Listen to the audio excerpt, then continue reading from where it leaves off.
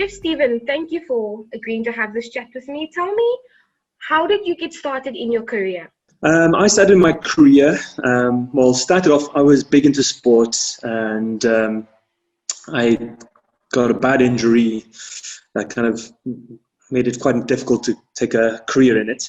And friends and family members said about why don't I go into the hospitality industry or the kitchen to get that same rush I used to get from sport. So I kind of started on the job with the Hilton Group back in my hometown, Cardiff. And kind of everything kind of just took off from there. I did find that rush and the kind of passion I had for sport in the kitchen, and just kind of grew on from there. Awesome. And what do you like most about your career? You say that you were into sports and then you had an injury. What do you like about being a chef now?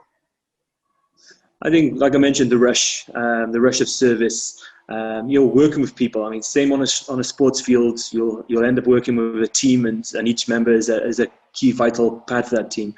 And I think it's the same in the kitchen. I just think with a lot more different personalities, so that's quite fun. I'm a people pleaser as well, so I love that side of this career in this industry. Is creating something that kind of brings joy or a wow element to someone's life or day. Also training, I think kind of I'm further into my career now, so teaching and training, I tend to enjoy that a lot more now. I suppose I have to say that as well, but no, I love teaching the new chefs that come through and the students, and seeing how they progress in the industry. That's amazing. That's amazing. I also love to be in front of the pots and all of that. Tell me, Chef Stephen, what would you like travelers to know about your job behind the scenes? I think the one big thing for me is, as a chef, I think I speak for myself, my team. I think I speak for kind of all chefs out there. What we do is create an experience for them. We're here to basically create an amazing dining experience for them, the traveler. But of course, we can't do that without them. I mean, they are basically what we're here for. So it's kind of, I really like them to know that without them, there's no us. That is certainly true. That's very true. What has been the funniest question that you've heard during the COVID times? I think it was right at the beginning. One of my chefs came to me and just before the big lockdown here, and actually asked us, can Corona be caught through chicken?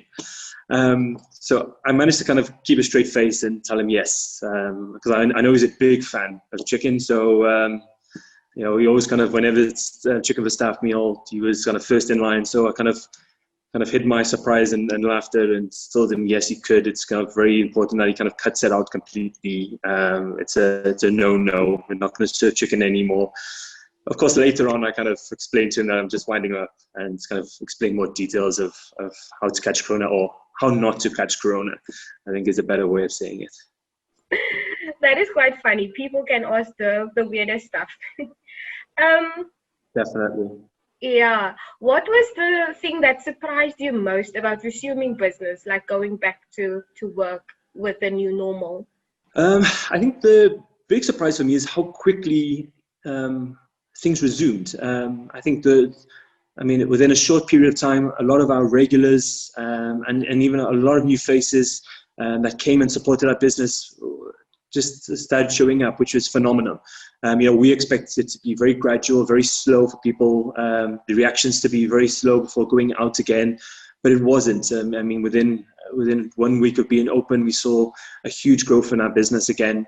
And it's great that the locals were supportive, and all our regulars as well. So that was really great and a big surprise for us. That's amazing. That's good news to see that people actually wanted to come out and enjoy themselves and have a nice meal. People were missing it. They can only be so creative at home. So I think they were just missing their kind of favorite spots and was craving to get out there. Yeah. My second last question is, what have you done to make travelers feel safe or to give them peace of mind when they come into the restaurant and order food? Well, from the kitchen side, of course, we've brought a lot more space into the work area, having staff stations, sanitizing stations. Also, of course, our protective clothing has kind of increased, of course, with face masks and face shields. We also have normally, of course, with any kitchen, there's a strict protocol already with sanitizing and cleaning after work and each job. But even more so now, we have set times in the kitchen where there will be a cleaning time and a sanitizing of the whole kitchen. In the restaurant side, I think a big thing again is making sure there's more space, providing alternative dining areas as well. From not just room service, but maybe dining in little pockets and kind of special seating arrangements around the hotel. Also traceability. I think that's been a big one with this. It's all about prevention as well. So for us, it's having that, what if it did happen? Do we have this protocols in place? The traceability of not just the guests, the staff, but also our suppliers and the products we use, knowing where they come from and making sure that if something did happen, we can react as quick as possible to deal with it. That's amazing, and a very, very good summary of everything in the kitchen and in the restaurant itself. My last question would be, if you had one piece of advice for travelers or your guests or the people that comes in, what would that be?